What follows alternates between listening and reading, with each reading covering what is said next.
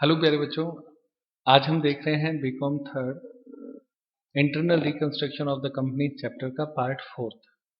पिछली क्लास में हमने रिडक्शन इन शेयर कैपिटल के जो ट्रीटमेंट होते हैं वो सारे देखे थे। तो आज हम उससे आगे अपने वीडियो को बढ़ाते हैं और उसमें हम देख रहे हैं प्रेफरेंस शेयर के बारे में। तो आज जो हम पॉइंट ले रहे हैं फोर्थ पॉइंट, इससे पहले हमने 3 पॉइंट और किए थे, वो पीछे वीडियो में थे। इसमें दिया है adjustment of arrear of dividend on cumulative preference shares, यानी जो आपके एरियर का मतलब होता है बकाया, आउटस्टैंडिंग। एरियर ऑफ डिविडेंड बकाया लाभांश, जो डिविडेंड आपने प्रेफरेंस शेयर को नहीं दिया, ऑन कम्युलेटिव प्रेफरेंस शेयर। आप लोगों को ये शब्द भी याद रखना पड़ेगा। कम्युलेटिव प्रेफरेंस शेयर का मतलब होता है कि ऐसे अंश जिन पे यदि पूर्व में लाभांश नहीं दिया जाता है तो वो इकट्ठा होता रहता है, तो उसको हम बोलते हैं कम्युलेटिव प्रेफरेंस शेयर। इसका हिंदी अर्थ हुआ संचयी पूर्वाधिकार अंशों पर बकाया लाभांश का समायोजन, adjustment of arrear of dividend on cumulative preference share. Heading समझ में आ गया? यानी इसमें हम ये बात करने वाले हैं कि यदि आपके रिकंस्ट्रक्शन की आप प्रोसेस में चले गए हैं तो प्रेफरेंस शेयर का ट्रीटमेंट क्या करोगे, प्रेफरेंस शेयर का जो डिविडेंड बकाया पड़ा है उसका ट्रीटमेंट आप कैसे करोगे, तो उसको आज हम देख रहे हैं। सबसे पहले आप लोगों को ये देखना है कि एरियर ऑफ डिविडेंड जो होता है, बकाया लाभांश जिसको हम बोलते हैं प्रेफरेंस शेयर पे, उसके दो तरीके से हम किताबों में दिखा रखा होता है। तो उसकी पहली कंडीशन आपके होते हैं if it is shown in the balance sheet, यानी ये जो एरियर है, एरियर ऑफ डिविडेंड है, वो बैलेंस शीट में दिखाया गया है, एक कंडीशन। और दूसरा arrear of dividend if it is not shown in balance sheet, क्या वो बैलेंस शीट में नहीं दिखाया गया है क्या। तो ये दो परिस्थितियां हमारे सामने आती हैं। क्या प्रेफरेंस शेयर के डिविडेंड को हमने बैलेंस शीट में दिखाया है, एक, क्या हमने उसको बैलेंस शीट में नहीं दिखाया है। तो दोनों परिस्थितियों में अलग अलग तरीके से जर्नल एंट्रीज की जाती है। क्लियर है? अब आपका ये प्रश्न होता है सर बैलेंस शीट में कब दिखाते हैं और कब नहीं दिखाते हैं। क्लियर? तो यदि कोई कंपनी डिविडेंड डिक्लेयर कर चुकी है तो उसे बैलेंस शीट में उसे दिखाना पड़ता है। लेकिन यदि किसी कंपनी ने डिविडेंड डिक्लेयर नहीं किया है तो ऐसी स्थिति में वो उसको फुटनोट के रूप में लिखती है, इसका मतलब बैलेंस शीट में उसको नहीं दिखाती है। याद रहेगा? दोबारा से बता देता हूं। जब कंपनी डिविडेंड प्रेफरेंस शेयर पे डिक्लेयर कर चुकी है तो वो उसको बैलेंस शीट में दिखाएगी। यदि उसने डिक्लेयर ही नहीं किया था तो ऐसी स्थिति में वो उसको बैलेंस शीट में नहीं दिखाएगी। ये दो परिस्थितियां होती हैं। क्लियर? एरियर ऑफ डिविडेंड की। अब इसमें हम कैसे उसको देखेंगे वो हमें यहाँ देखना है। तो उसमें सबसे पहला फर्स्ट कंडीशन मैंने ली है, यदि यानी if arrear of preference share dividend को बैलेंस शीट में नहीं लिखा गया हो। मैंने पहले ये वाली कंडीशन उठाई है, if arrear of preference share dividend is not shown in balance sheet. Preference share dividend का जो एरियर है उसको बैलेंस शीट में नहीं दिखाया गया है। क्लियर? तो नहीं दिखाया गया है तो उसमें फर्स्ट कंडीशन क्या होगी, उसके अंदर एक कंडीशन और आएगी, if preference share holders are agreed to sacrifice their whole amount of dividend.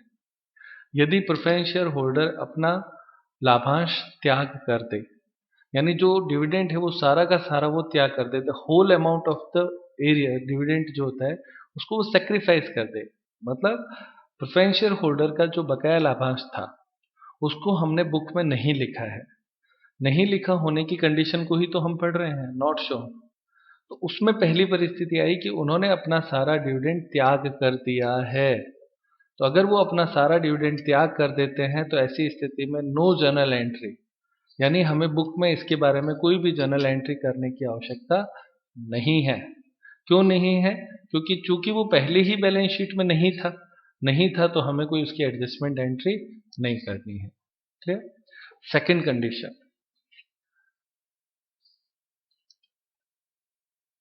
When dividend is paid Holi और पार्टली, यदि पूर्ण या अपूर्ण लाभांश दिया जाए, तो ये सेकंड कंडीशन होगी। तो पहले में तो उसने सारा छोड़ दिया था। दूसरी परिस्थिति में वो कहता है कि यदि उनको कुछ लाभांश दिया जाए तो उसमें पूर्ण भी दे सकते हैं और पार्टली भी दे सकते हैं। होल यानी सारा लाभांश बकाया था वो सारा दे दे, पार्टली यानी हम अगर उसका कुछ बाकी था तो उसमें से कुछ उसको देते हैं और कुछ नहीं देते हैं, तो उसको हम पार्टली बोल देते हैं। तो लिखा है यदि पूर्ण या अपूर्ण लाभांश दिया जाए। तो चूंकि हमारी हेडिंग अभी चल रही है कि जब हम बैलेंस शीट में पहले नहीं दिखा रखा है, तो नहीं दिखा रखा है तो हमें पहली एंट्री करनी पड़ेगी उसको बुक में लाने के लिए, जिसको हम एडजस्टमेंट कहते हैं।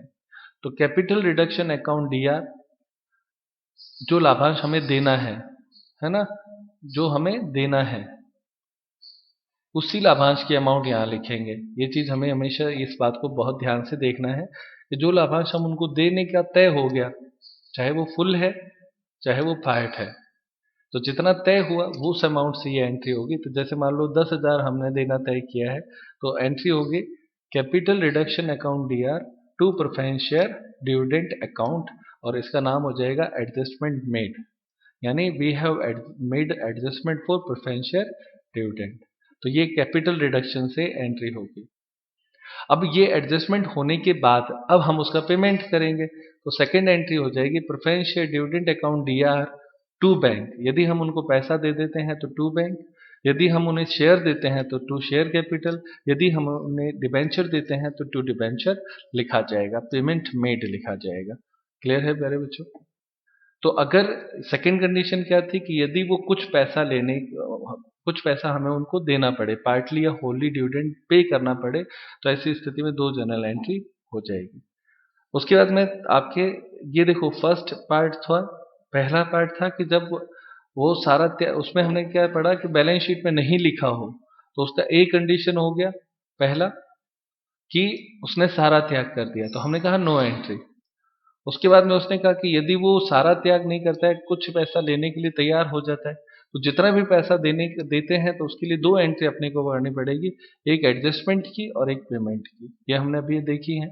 अब आता है सेकंड कंडीशन। सेकंड कंडीशन, यदि एरियर ऑफ डिविडेंड को बैलेंस शीट में लिख दिया गया हो, तो ऊपर हमने पढ़ा था ना दो कंडीशन होती है, जब लिखा है और जब नहीं लिखा है। तो अब हम यहाँ पे स्टार्ट कर रहे हैं, यदि एरियर ऑफ डिविडेंड को बैलेंस शीट में लिख दिया गया हो, if arrear of dividend is shown in the balance sheet. ये कब होगा? जब हम डिविडेंड प्रपोज कर चुके होते हैं, तो ऐसी स्थिति में, जिसको हम घोषणा बोलते हैं, तो वो आपके उसमें बैलेंस शीट में है। अब बैलेंस शीट में यदि डिविडेंड पहले से लिखा हुआ है तो उसमें क्या होगा, तो वो अब देख रहे हैं। तो उसमें पहली कंडीशन होगी when unpaid dividend is fully sacrificed, जब डिविडेंड का पूर्ण त्याग कर दिया जाए। तो जैसे मान लो बैलेंस शीट में इस बार 50,000 का डिविडेंड लिखा हुआ था, क्लियर, और उन्होंने सारा का सारा त्याग कर दिया, उन्होंने कहा हमें कुछ नहीं चाहिए, they have sacrificed the whole amount of arrear of dividend. तो बुक में लिखा हुआ था 50,000, तो उसको उन्होंने त्याग कर दिया, तो उसकी एंट्री हम करेंगे प्रेफरेंस शेयर डिविडेंड लिखना है बेटा यहाँ पे, प्रेफरेंस शेयर डिविडेंड अकाउंट दिया टू कैपिटल रिडक्शन। तो वो पैसा सारा का सारा हम किस में ट्रांसफर कर देंगे? कैपिटल रिडक्शन में। आप लोगों को पता है कैपिटल रिडक्शन हम कब करते हैं? जब कोई लाइबिलिटी सेक्रीफाइस होती है।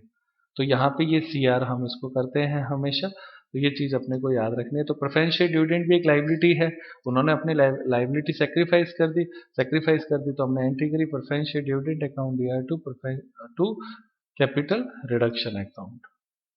Second condition, when unpaid dividend is partly sacrificed, यानी जब बकाया लाभांश अंशतः छोड़ा जाए। तो अब जैसे मान लो 50,000 था टोटल डिविडेंड, उसमें से उसने कहा कि 30,000 रुपए जो है वो आपके त्याग कर देगा। त्याग कर देगा मतलब सेक्रीफाइस कर देगा, तो इसका मतलब 20,000 रुपए तो हमें उसको देने पड़ेंगे ना। तो अब ये दो हो गए हिस्से, किसके? इस 50,000 के दो हिस्से हो गए, तो इसकी जनरल एंट्री हम कैसे करेंगे वो यहाँ पे देखें। तो उसकी जनरल एंट्री हमने लिखी है प्रेफरेंस शेयर डिविडेंड अकाउंट दिया टोटल अमाउंट यानी 50,000 से, इसको मैं मिटा देता हूं, टोटल अमाउंट से यानी 50,000 से लिखेंगे। अब उसके बाद में उसने त्याग कितना किया? उसने कहा कि मैं 30,000 सेक्रीफाइस कर दूंगा, तो 30,000 यहाँ पे आ गया। पेमेंट में हमने उसको पेमेंट जिस भी तरीके से किया वो इसमें आ जाएगा। जैसे मान लो हम कहते हैं कि हमें टोटल देना 20,000 है, तो 10,000 रुपये कैश दे दिया, 5,000 रुपये का हमने इक्विटी शेयर दे दिया और 5,000 रुपये के डिबेंचर दे दिए। तो ये 20,000 हमने उसको पेमेंट कर दिया। तो ये 3 इसलिए लिखे हैं कि पेमेंट का तरीका कोई भी हो सकता है, इनमें से एक भी हो सकता है और तीनों भी हो सकते हैं। जिस भी तरीके से पेमेंट किया उसका नाम आ जाएगा, to bank, to share capital और टू डिबेंचर। तो हमने इसको इस तरीके से बांटा है, प्रेफरेंशियल डिविडेंड अकाउंट दिया टोटल अमाउंट, कैपिटल रिडक्शन त्याग जितना किया यानी सेक्रीफाइस जितना किया, जितना उन्होंने छोड़ दिया, और टू पेमेंट, पेमेंट में जिस भी तरीके से किया उसका नाम आ जाता है। तो ये आपकी सेकंड एंट्री हो गई। और अब हम इसमें लास्ट फेज में आ गए हैं, third condition, when unpaid dividend is fully paid. वो ये कह देते नहीं हमें तो सारा का सारा देना है, तो सारा का सारा देना है तो सीधी सी है प्रेफरेंशियल डिविडेंड अकाउंट या टू पेमेंट। तो पेमेंट मतलब to bank, to share capital, to debenture, तो सारा का सारा पेमेंट कर देंगे। यानी इसमें वो अगर जो 50,000 रुपये बकाया थे ना, वो कहते हैं हमें तो सारा का सारा 50,000 रुपये चाहिए, तो प्रेफरेंशियल डिविडेंड अकाउंट या टू बैंक करके सारी जनरल एंट्री इसकी कर देंगे। बस ये इतना ही है प्यारे बच्चों। तो आज की क्लास यहीं पे समाप्त करते हैं। और आप देखिए यहाँ पे हमारा थियोरटिकल पार्ट जो है वो भी एंड हो गया है। अब हम आगे की क्लास में इसके प्रैक्टिकल क्वेश्चंस करेंगे। तो आप इन सारे वीडियोस को एक साथ जब देख लेते हो तो आपका थियोरटिकल पार्ट अच्छे से तैयार हो जाएगा। थ्योरी पूरी करने के बाद में जब आप क्वेश्चंस पे जाएंगे तो आपको बहुत अच्छे से समझ में आएगा। और ये जितनी भी जनरल एंट्रीज है वो आप लोगों को याद कर लेनी चाहिए। और एक और विशेष बात कि ये हमारी प्लेलिस्ट में सारी चीज़ें दे रखी है, तो आप अपनी प्लेलिस्ट में ये सारी चीज़ें ज़रूर देखें, उसमें सीरियल से सारे चैप्टर्स दिए हुए हैं। Thank you very much.